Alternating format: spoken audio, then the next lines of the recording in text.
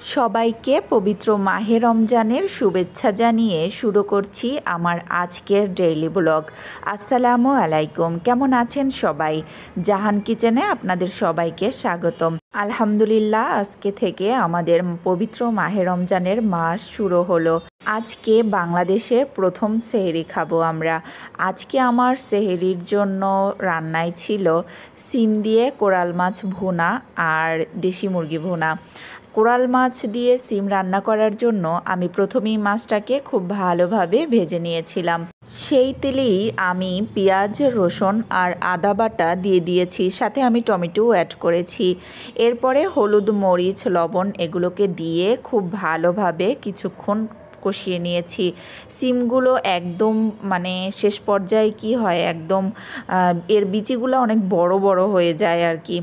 এই সিমটা খেতে এই সময় আমার খুব ভালো লাগে। এই সিমটাকে তারপরে আমি মশলার ভিতরে খুব ভালোভাবে কষিয়ে নিয়েছি। কষিয়ে নেওয়ার পরে পরিমাণ মতো পানি দিয়ে এর মধ্যে আমি মাছটাকে দিয়ে দিয়েছি। আর আমি এখানে যেহেতু শুকনো মরিচের গুঁড়ো ব্যবহার করেছি, কিন্তু এই মরিচটায় খুব একটা বেশি ঝাল নেই, এই কারণে আমি উপর থেকে কিছুটা কাঁচামরিচও দিয়ে দিয়েছি। এরপরে সিমটা পুরোপুরি সিদ্ধ হওয়া পর্যন্ত আমি ওয়েট করেছি। তারপরে সিদ্ধ হয়ে যাওয়ার পরে পরিমাণ মতো যতটুকু ঝোল আমার প্রয়োজন ততটুকু রেখে আমার রান্না পুরোপুরি শেষ। এই হচ্ছে আমার মাছের ফাইনাল লুক। এরপরে মাঝখানে আমি একটু চাও বানিয়ে নিলাম, সন্ধ্যায় চা না হলে তো চলে না।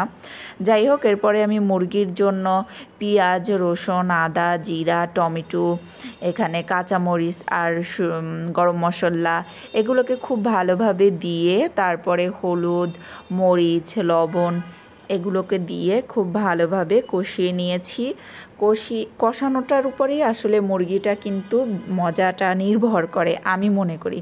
এই কারণে কষানোটা খুব ভালোভাবে না হলে আমার কাছে না কেমন তৃপ্তি হয় না। যাই হোক, আমি খুব ভালোভাবে মশলাটাকে কষিয়ে নিয়েছি। এরপরে আমি মাংসটাকে দিয়ে দিয়েছি। মাংসটাকে দেওয়ার পরে আমি এখানে কোনো পানি প্রথমে ইউজ করব না। প্রথমে আমি এই মাংসটাকেও কিছুক্ষণ কষিয়ে নেব। কষিয়ে নেওয়ার পরে দেখুন এই পর্যায়ে আমি সামান্য পানি ব্যবহার করেছি। সামান্য পানি ব্যবহারের পরে সেই পানিটা যখন শেষ হয়ে এসেছে তখন আমি আলু অ্যাড করে এটার মধ্যে পানি অ্যাড করে দিব পরিমাণ মতো, সিদ্ধ হতে ঠিক যতটুকু লাগে আর কি। এরপরে আমি খুব ভালোভাবে এটাকে মিশিয়ে তারপরে ঢাকনা দিয়ে ঢেকে রাখবো। মিনিট 30-এর পরে আমার রান্না পুরোপুরি রেডি। এটাই হলো আমার রান্নার ফাইনাল লুক। ধন্যবাদ সবাইকে।